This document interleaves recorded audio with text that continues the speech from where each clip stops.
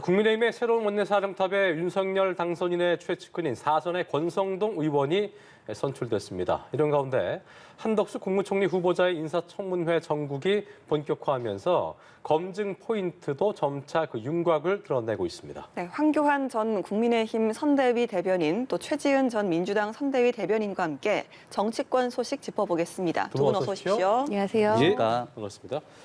자, 윤석열 정부와 호흡을 맞출 차기 원내사령탑에 사선의 권성동 의원이 선출이 됐습니다. 총 102표 중 81표를 얻으면서 그야말로 압승을 했는데요. 권 의원이 당선인의 최측근이어서 우세하지 않을까라는 예상은 좀 있었는데 이 정도의 압승 어떤 의미라고 봐야겠습니까? 아무래도 이제 의원들이 투표를 할 때, 누가 이제 지금 정권 교체를 이룬 상황에서 누가 이제 당선인과 이제 대통령과 좀 긴밀하게 호흡을 하면서 할 수 있을 것인가, 그거에 대해 좀 표를 많이 던진 것 같고요. 이제 아무래도 야당 원내대표랑 여당 원내대표에게 좀 요구하는 바는 틀리기 때문에, 다르기 때문에 그런 부분이 좀 주목해야 될 것 같습니다. 그동안도 이제 정권이 바뀌었을 때, 특히나 이제 정권 교체 시기에는 그 다음에 선출된 첫 원내대표는 아무래도 당선인과 좀 더 소통이 잘 되고 가까운 분들이 당선된 경우가 많아요. 그래서 예를 들면 이명박 정부 때 첫 원내대표로 홍준표 전 의원이라든가 문재인 정권 때 우원식 전 원내대표라든가 약간 좀 비슷한 성향을 가지신 분, 지근거리에서 모셨던 분들이 되는 경우가 많은데 이번에도 또 그런 부분이 좀 많이 작용을 한 것 같고, 실제로 이제 또 야당 원내대표한테는 아무래도 투쟁력, 그러니까 정부의 정책을 갖다가 비판하고 좀 그 대안을 제시하는 투쟁력이 좀 요구된다면 여당 원내대표에게는 아무래도 좀 정부와 청와대와 궤를 같이 하면서 정책을 좀 일관되게 밀고 나갈 수 있고 또 대통령의 의중을 잘 전달할 수 있는 그런 부분, 협상력이 좀 더 우선되는 경우가 있고요. 특히나 이제 실제로 협상에 들어가 보면 야당 같은 경우에는 여당과 협상을 할 때 뭐 국회 내에서 해결해야 될 부분에 대한 의문도 있지만, 자 그러면 대통령의 생각은 무엇이냐, 대통령이 이 부분에 대해서 동의하느냐를 갖다가 끊임없이 묻고 있는데 그때마다 뭐 일일이 예를 들어서 뭐 전화를 해서 묻는다거나 그럴 수는 없잖아요. 그런 게 지금 권성동 원내대표 같은 경우는 그런 부분에서 어떻게든 이제 당선인 대통령의 의중을 가장 잘 알고 있기 때문에 예측 가능할 수 있는 그런 부분들. 그래서 협상력을 좀 제고할 수 있는 부분이 있기 때문에 그런 부분에서 의원들이 좀 많은 표를 던진 것 같습니다. 알겠습니다. 자, 민주당 같은 경우에는 당선을 축하한다면서 윤핵관이 아닌 민핵관이 돼달라고 했습니다. 어떤 의미가 있겠습니까?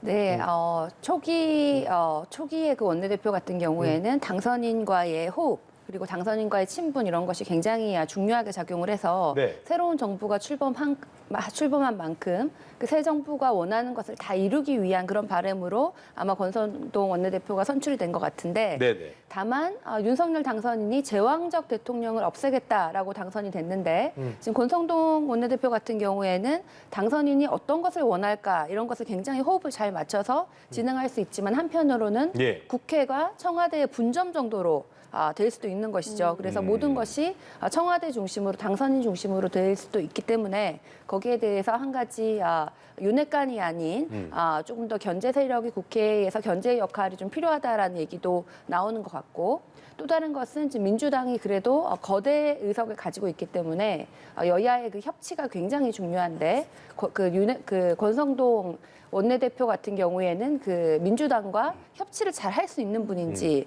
거기에 대해서는 우리가 잘 협치를 상징하는 분이라든지 그런 분이 아니거든요. 그래서 거기에 대해서 조금 더 역할을 해주시라 이런 의미로 말씀드린 것 같습니다. 말씀하신 것처럼 새 원내대표 이제 뭐 여야 관계도 그렇고 당청 관계 입장에서 봤을 때 이제 말씀하신 것처럼 이제 새 정부 초기에 당청 관계가 일방적으로 흐를 수 있지 않을까 이런 우려가 있는 것도 사실입니다. 여기에 대해서 어떻게 생각하시나요? 뭐 일방적이라고 표현한다기보다는 어제 이제 윤석열 당선인도 이제 환상의 호흡 이렇게 얘기를 했지만 또 여소야대이기 때문에 더욱더 사실은 당청 관계가 좀 더 긴밀하게 협력을 해야 되는 건 맞고요.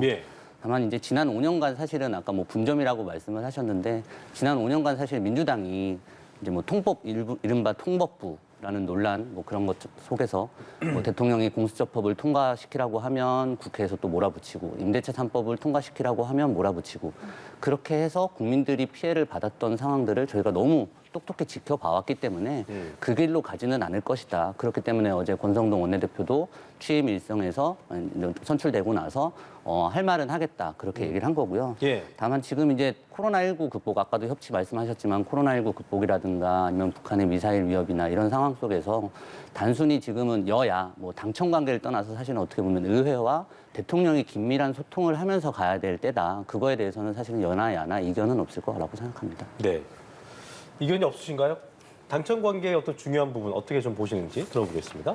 글쎄요, 저는 윤핵관이라는 얘기가 나오는 것 자체가 이미 지금 청와대 중심으로 당선인 중심으로 그 국민의힘 내부의 권력이 재편되고 있는 것이 아닌가라고 생각을 하는데요. 네. 보통 대선을 이기고 나면은 그 당선인 중심으로 그렇게 권력 관계가 재편이 되고 앞으로 지방선거라든지 총선이라든지 그런 공천권도 그러면 윤핵관 중심으로 가다 보면은 충분히 그렇게 국민의힘의 권력이 재편되면서 지금 말씀하신 당청 관계의 그런 균형이라든지 견제 기능이 충분히 약화될 수 있다고 생각을 하기 때문에 오히려 그건 국민의힘 내부에서 조율을 해야 될 일이지만 국회의 견제 기능과 당선인이 얘기한 제왕적 대통령을 없애겠다는 그 약속을 꼭 실현시키기를 바랍니다. 예, 권성동 원내대표 같은 경우는 이제 뭐 윤핵관으로도 꼽히지만 또 이준석 대표와도 나쁘지 않은 관계로 알려져 있기 때문에 당 내에서는 어느 정도 좀 중심을 잡을 수 있을 것이다 이런 의견들도 있더라고요. 예. 네, 그 뭐 일단은 윤핵관 이전에 사실은 윤석열 당선인이 당에 이제 입당한 거는 사실 몇 달 안 되지 않았지 않습니까? 네. 그 이전에 사실은 당의 중진이고 또 4선 의원을 하시면서 각종 경험을 또 워낙 많이 겪으셨기 때문에 예. 그 뭐 위기 상황 타개 능력이라든가 혹은 이제 지방선거를 앞두고서 민심을 전달하는 능력 이런 것도 아까 뭐 윤핵관 이런 말씀하셨지만 그거는 사실은 정권 교체 입장에서 당연히 대통령을 중심으로 여당이 움직여야 되는 건 당연한 사실인 거고요. 그것을 갖다가 프레임으로 뭐 이렇게 이른바 명칭을 윤핵관이다 이런 걸 떠나서 당과 결국 지방선거는 사실 또 당을 중심으로 치를 수밖에 없기 때문에 예. 뭐 그런 가운데서 중간 조율자 역할도 이준석 대표와 또 윤석열 당선인 사이에서 그런 조율자적 역할도 잘 하실 수 있을 거라 생각합니다. 예. 자, 권성동 신임 원내대표 앞에 놓인 과제가 참 만만치 않아 보입니다. 인사청문 전국도 그렇고 지방선거까지 맞물려 있어서 당장 눈앞에 어떤 게 가장 시급하고 중요한 현안인 것인지 두 분께 좀 여쭤보겠습니다. 먼저 대변인님 좀 들어볼까요? 뭐 저희는 일단은 뭐 지금 이제 총리 인사청문회 보고서 국회로 넘어갔는데 예. 새 정부 출범에 맞춰서 좀 늦지 않게 지금 아까 계속 반복해서 말씀드리지만 위기 상황에서 이런 총리 또 제때 임명이 되고 또 장관들이 제대로 임명돼서 예. 좀 정상적으로 출범할 수 있게 하는 것 그것이 이제 사실은 권성동 원내대표가 지금 가장 뭐 맞닥뜨린 최대 현안인 것 같고요. 이어지는 게 이제 추경.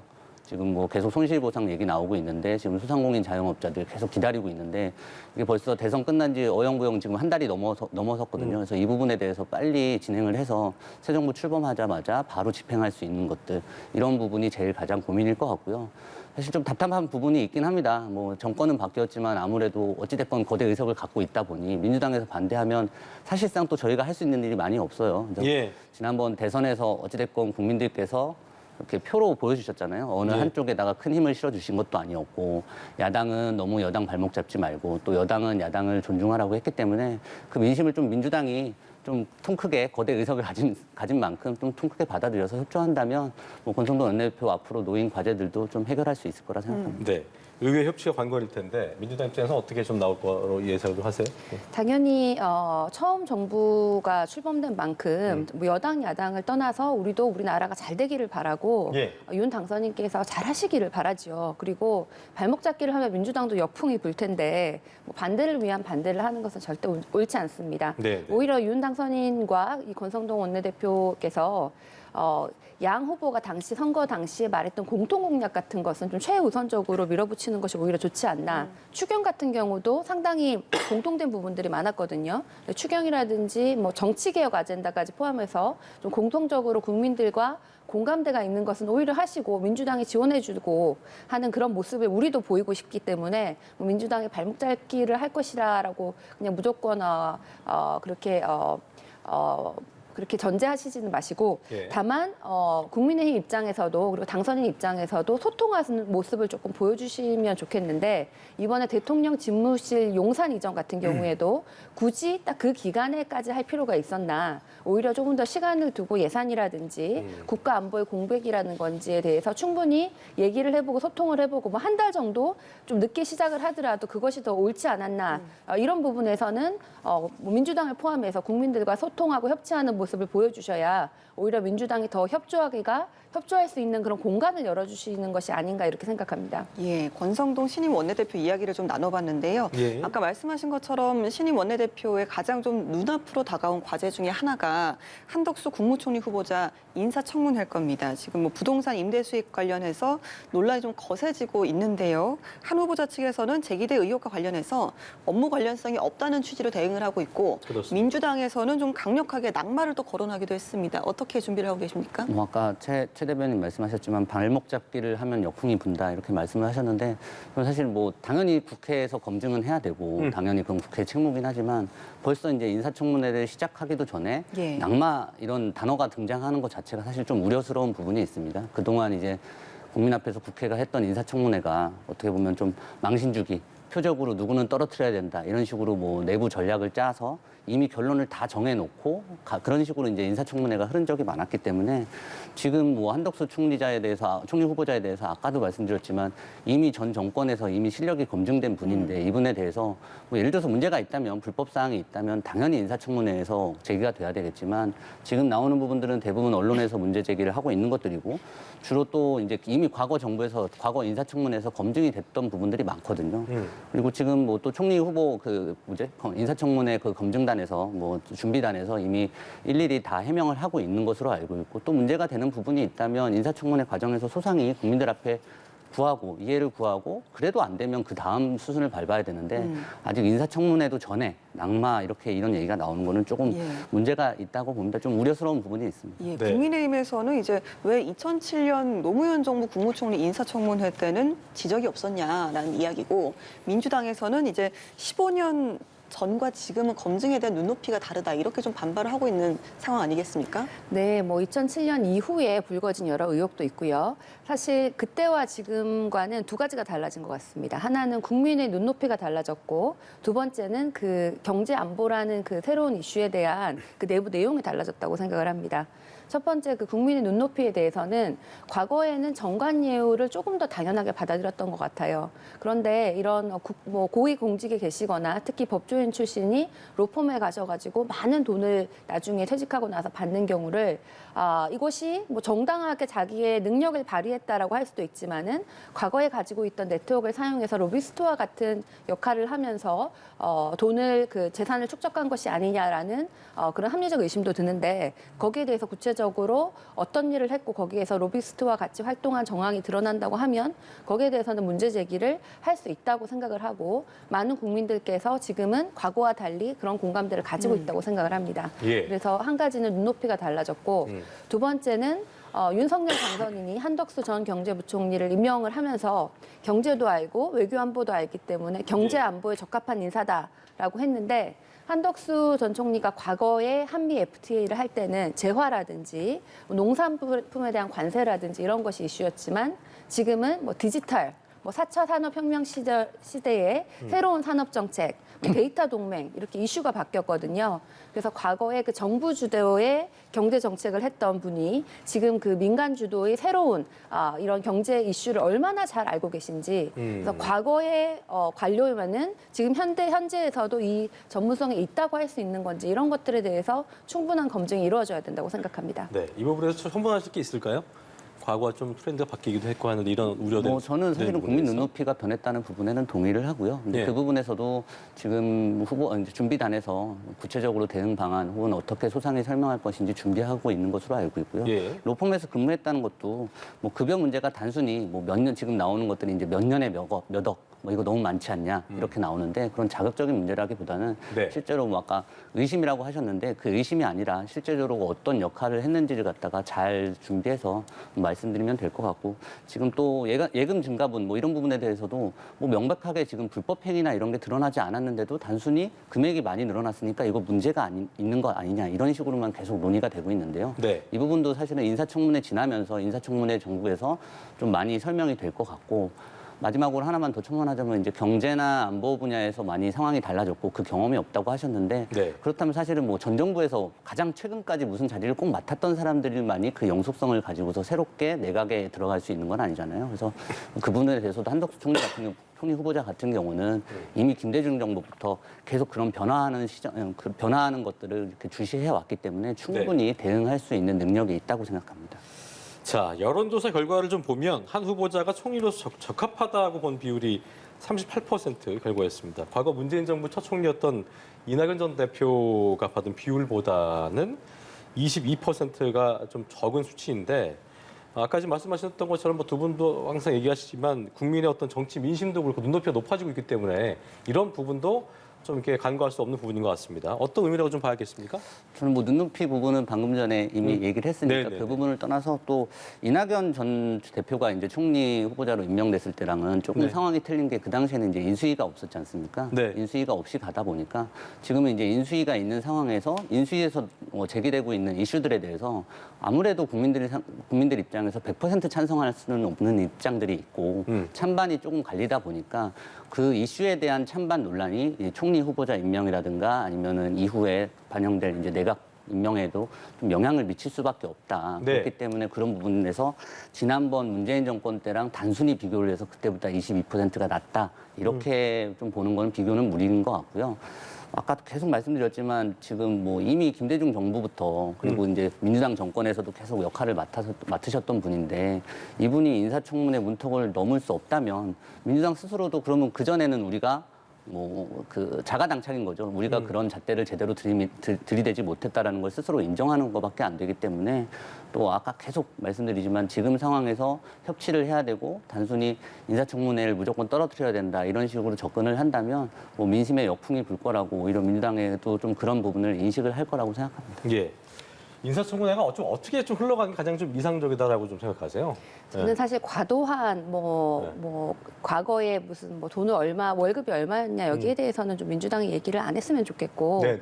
이제 로펌에서 일을 하면서 혹시라도 뭐 좀 불법적인 일을 했다 그렇죠. 거기에 네. 대해서 문제지 뭐 월급이 얼마였냐 거기가 초점이 돼서는 안 되는데 사실 제가 조금 민주당에도 안타까운 것은 정책 검증이 조금 부족하다는 것입니다. 네, 네, 지금 네. 한덕수 총리에 대해서 경제 안보에 얼마만큼 새로운 이슈에 대해서 전문성을 가지고 계시고 어떤 비전을 가지고 있고 그게 그럼 윤석열 당선인의 비전과 실제로 공통점들이 있는지 뭐 예를 들어서 한덕수 총리가 뭐 지금 뭐 그 국가부채 발행 같은 것에 대해서 조금 부정적인 입장을 내놓으셨는데 또 윤석열 당선인을 추경하면서 국가부채도 충분히 발행할 수 있다고 한 입장이라서 입장이 다르거든요. 그렇죠. 그래서 이제 과거 정부에 사실 노무현과 김대중 정부를 겪은 총리를 이렇게 소환을 했을 때 이 당선인과의 코드는 맞냐? 아니면은 뭐 경제 부분에서 어떻게 입장이 다르냐 이런 것에 대해서 또 오히려 충분히 얘기를 해야 된다고 생각을 하고 실제로 또 한덕수 총리가 이 총리 지명을 받으면서 책임 총리를 원한다라고 얘기를 했고 그렇습니다. 또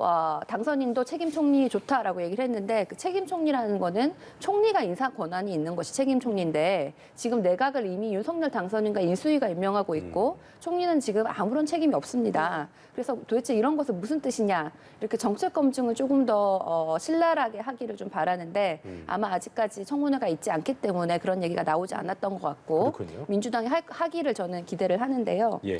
그럼에도 불구하고 이 한덕수 총리가 이낙연 전 총리보다 훨씬 더 지지율이 낮은 것은 이 한덕수 총리의 개인적인 문제라기보다는 윤석열 후보의 지지도가 굉장히 낮은 것이 반영된 측면도 있다고 생각을 합니다.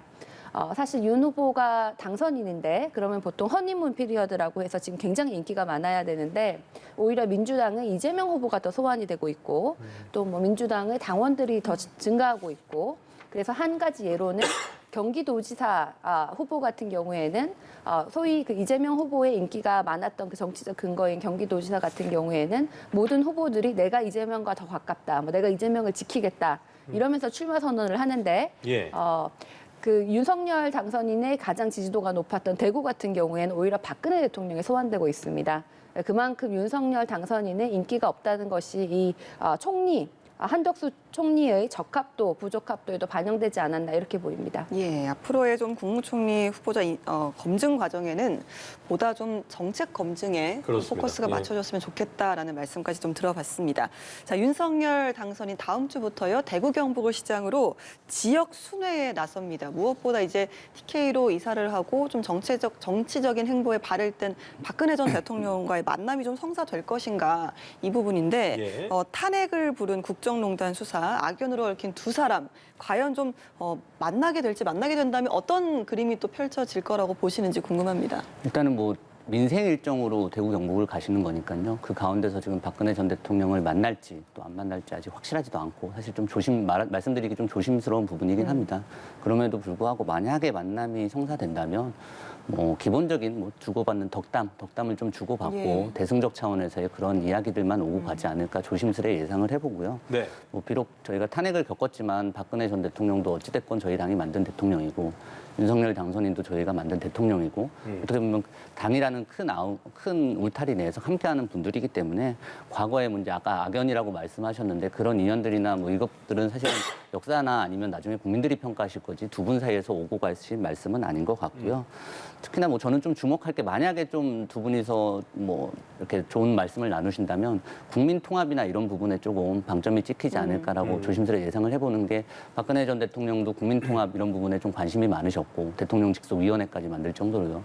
예. 그리고 어떻게 보면 박근혜 전 대통령의 사면도 국민 통합 차원에서 이루어진 것이고 윤석열 당선인도 지금 호남 방문이나 계속 저희가 얘기하는 게 온 국민이 좀 하나로 되는 국민 통합에 관심이 많기 때문에 그런 국민 통합의 과정에서 박근혜 전 대통령이 좀 조언을 해주실 부분 이런 부분에 대해서 조금 묻고 윤석열 당선인도 앞으로 어떻게 해 나갈 것이라는 뭐 각오나 다짐 이런 거를 주고받는 좀 일상적인 그런 만남이 되지 않을까. 너무 무거운 주제나 뭐 그런 것들은 또 오해를 부를 수도 있고 예. 실제로 일어나지도 않지 않을까 이렇게 예상해 봅니다. 예, 네. 일각에서는 또 윤 당선인이 취임식에도 초대를 할 수도 있다 이런 예측도 나오더라고요. 두 사람의 만남은 좀 어떻게 보시는지요? 성사가 된다면? 네, 뭐 당연히 초대를 해야 되겠죠. 이미 사면된 대통령이고 전 대통령이시니까 모든 전 대통령을 다 초대를 하지 않습니까? 그래서 초대를 하고 박근혜 대통령도 아마 참석하시지 않을까 싶은데 그럼에도 불구하고 박 전 대통령이 지금 유영하 변호사의 지지를 생각보다 좀 강한 강도로 하고 예. 계세요. 이 모든 것이 그렇게 윤 당선인과의 좋은 관계, 호의적인 관계를 유지하고 그냥 점잖은 모습을 보이는 것과는 조금 다른 상황이 아닌가. 그래서 오히려 대구 경북을 시작으로 윤 당선인이 뭐 다른 상징적인 것도 있겠습니다만은 여기를 시작으로 전국을 순회하게 되는 그 이유가 지금 대구시장 선거에서 박근혜 대통령이 소환되고 예. 유영하 변호사가 그래도 나를 도왔던 다른 그 많은 사람들이 배신하는 가운데 나를 도왔던 사람이다라는 식으로 박근혜 대통령의 그 정치적 메시지를 보내는 것에 대한 곤란함 이런 것이 좀 반영되어 있는 것이 아닌가 싶습니다.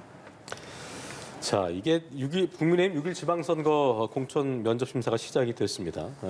첫째나 이제 대구시장과 경기지사 공천 신청자 면접이 진행이 됐는데 박 전 대통령이 측근인 유영하 대구시장 예비후보를 지지해달라 정치적 메시지를 발표하면서 눈길을 좀 끌었습니다. 정가 순항이기도 했고요.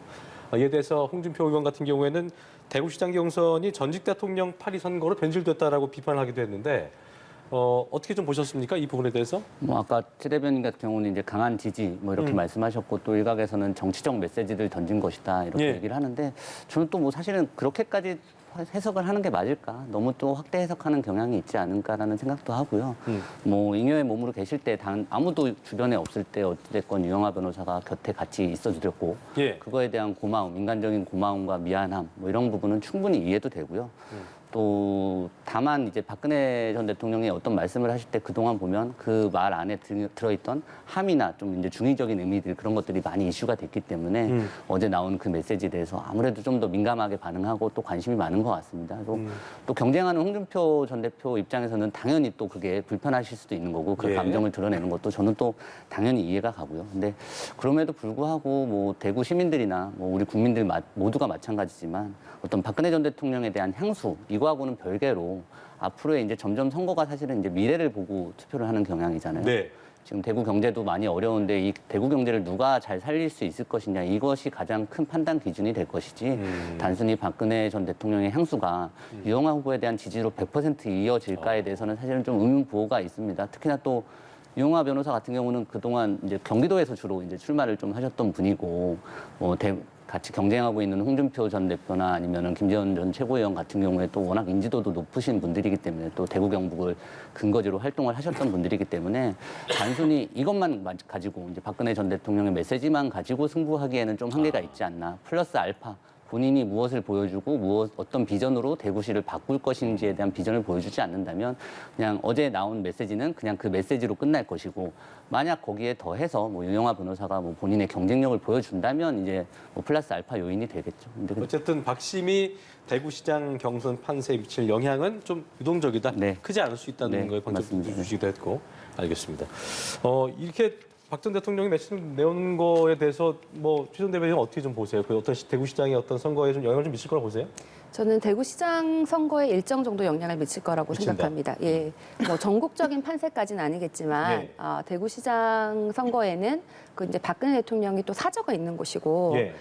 이제 돌아가서 거기에 계신 거잖아요. 네네. 그래서 아무래도 영향을 미칠 수 있고 우리가 보면은 대통령 사저가 있는 곳에는 나중에는 굉장히 그 여론이 많이 바뀌는 경우가 있습니다. 물론 뭐 시간이 많이 지나고 또 그 대통령이 좋은 대통령으로 기억되는 경우가 그렇지만.